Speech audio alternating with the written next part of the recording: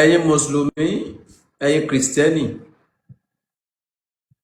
tí ẹ ń jà fún ẹ̀sìn lórí íńtánẹ́ẹ̀tì, information dé ọ̀dọ̀ Ọba Solomoni wípé there is insecurity tó ń lọ ní Kwara State. Insecurity. So tẹ́ bá ti ń jà fún Saudi yín, tẹ́ ti ń jà fún Israel yín, ẹ jà fún ìlú tí yín náà. Tí kidnapper bá pa gbogbo yín dànù, àwọn ará Saudi ni wọ́n bá yín dá sí o. Àwọn tẹ́ lọ ń kówó fún lọ́dọọdún. Àtẹ̀yìn àti jàlábíà yín ni kidnapper máa wọ́wọ́ inú gbó lọ. So tẹ́ bá ṣe ń pariwo yín lórí ẹ̀sìn ẹlẹ́sìn, ẹ̀sìn tí ò ní túmọ̀, ẹ̀sìn gèlè, ẹ̀sìn rádaràda tó sọ yín dẹrú. Ẹ máa fi ọ̀rọ̀ tí yín náà tó ìjọba létí pé ìjọba àwọn kidnapper ń gbéyàn ní Kwara State yìí o. Torí kó má jẹ́ pé ibi tẹ́ ti ń jàdó ẹ̀sìn lọ́wọ́ ni kidnapper máa ti wọlé dé tó máa bẹ́ orí gbogbo yín dànù. Àṣìṣe má lérò. Bàbá ọ̀lẹ ni o. Okay? So pẹ̀lú fìlà orí bútẹ́ gbé sórí àti láwà ní orí bútẹ́ gbé sórí. Ẹ sọ fáwọn ìjọba yẹn pé kò insecurity information dé orí tébù mi wípé wọ́n kidnap àwọn èèyàn ní Kwara State. So tẹ́ bá ti ń jàdó ẹ̀sìn òfò yín, ẹ̀sìn rádaràda tẹ́ ń ṣe. Ẹ sọ fún àwọn ìjọba yín wípé there is no security. Ibi kan ló ti bẹ̀rẹ̀ o. Ayé ìgbà kan náà tí lọ́hùn la ti ń gbọ́ wípé àwọn Boko Haram ń pa èèyàn, àwọn Fúlàní ń gbé èèyàn. Ó ti súnmọ́ yín o. Ọ̀rọ̀ tó wà nílẹ̀ kò kọ́ kìrìsìtẹ́nì, kò kọ́ mùsùlùmí, kò kọ́ oníṣẹ̀ṣe o. Ó bọ̀ àwọn là ń dẹ́dẹ́ o. So ẹ ké gbàjarì tí àwọn ìjọba ọ̀tẹ̀ bá fẹ́ ṣe anything tẹ́lẹ̀, tí wọ́n bá rí wípé ariwo pọ̀, wọ́n á fi tìjú ṣe kan o. United States of America. United yẹn ló gbé America dúró, kìí ṣẹ̀sìn o, kìí ṣe religion o. United, tẹ́ bá unite. Kìí ṣe kẹ́ máa bára yín jà lórí Jésù, lórí Muhammadu tó ti kú dànù. Àwọn nǹkan tó látúnṣe mọ́, ẹ filẹ̀ o. Àwọn nǹkan tó bá sì látúnṣe ẹ jẹ́ ká bójú tó.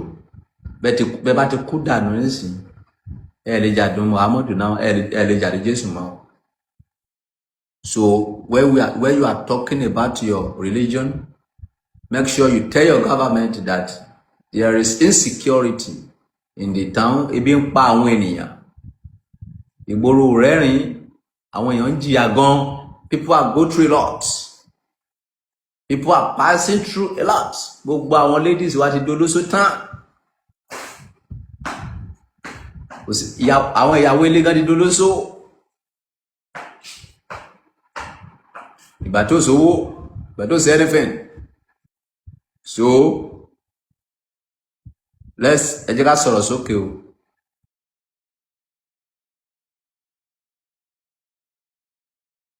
Oba, they have captured those people at Oro. Oro, I got over 200 of them. Well, no problem. I'm a dupe. So, but ẹ jẹ́ ká bá ẹ tètè pariwo kó tó di pé ó máa kárí gbogbo yín. Because kò sí nǹkan tó dàbí pé ká wà ní ìṣọ̀kan. That's the reason tó máa fi ń dùn mí tẹ́ bá ń jà lé ẹ̀sìn. Ibi tí mo ti mọ̀ pé a ti yọ máa lè. Yorùbá máa sáìdì Saudi. Yorùbá máa sáìdì Israeli. Wọ́n dẹ̀ máa bú bàbá tí wọn. Ẹ̀yin tẹ́ mú religion wá sí Nàìjíríà, sàpàná máa pa yín ni. Ibikíbi tẹ́ bá wà lálẹ́. Bó bá jẹ́ pé ti kú àkótó kún yín lọ́nà ọ̀run. Ọ̀run yẹn ò ní yẹ yín. Ẹ̀dẹ̀ wá fi ẹ̀sìn, ẹ̀dẹ̀ sọ wá dọ̀tá. Tí àwọn àfáà yẹn bá ń sọ̀rọ̀ báyìí, màmá wò wọ́n lẹ́nu. Àwọn bàbá láàyè tí ẹ ń sọ, àwọn Ògún Muhammadu kì í ṣẹgbẹ́ wọn ọmọ àlèwo lójújù yẹn lọ because of somebody that you don't know tí kò sí àǹfààní kankan tó ṣe nínú ayé ẹ̀ wò dẹ̀ ṣépè sọ bàbá ẹ̀ wò dẹ̀ bójú dáadé ẹ jẹ́ torí tara ìta torí tẹni tí ò wúlò fún ẹ rárá tọ́ mi ò rí nǹkan tí Muhammadu fi wúlò fún wa ní Nàìjíríà mi ò rí nǹkan tí Jésù fi wúlò fún wa ní Nàìjíríà ìtàn wọn nìkan la kàn ń gbọ́ para wa personally Jésù lajú afọ́jú wọn kàn máa gbélébú àwa bẹ̀rẹ̀ sí sunkún God of Son of God that is a slavery mentality.